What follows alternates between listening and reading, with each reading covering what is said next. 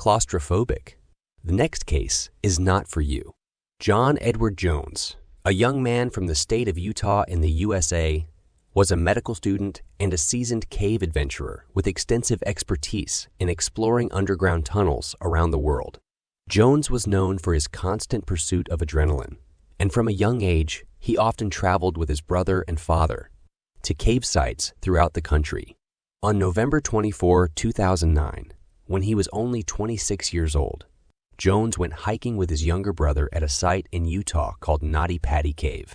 Nutty Putty is a hydrothermal cave located west of Utah Lake in Utah County, USA.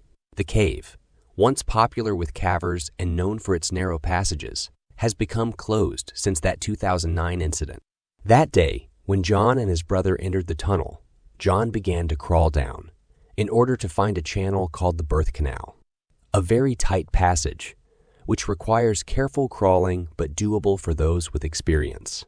John, who thought he was on the right path to this ditch, took a wrong turn and crawled into another ditch, where he realized he had made the mistake of his life. Realizing that he had made a wrong turn, John decided to move forward using his hips, stomach, and fingers, aiming to reach an area where he had enough room to turn around. John blew all the air out of his chest so he could fit inside the narrow space, but he didn't realize he was only sticking himself further and further into the canal line. When he had to breathe again, in a passage about 25 centimeter wide and about 45 centimeter high, John got completely stuck inside the canal. Not only was he stuck in a very narrow and dark passage, about 30 meters below the surface and about 120 meters into the cave, John was stuck at a 45-degree angle with his head pointing down. The first to find John was his brother, Josh, who first tried to pull him off his feet, but without success. After realizing that the rescue operation required time and resources, Josh decided to go outside and call for help. Over the next 24 hours, more than 100 rescuers worked frantically to free John. They tried to pull him free, tried to break the rocks around him.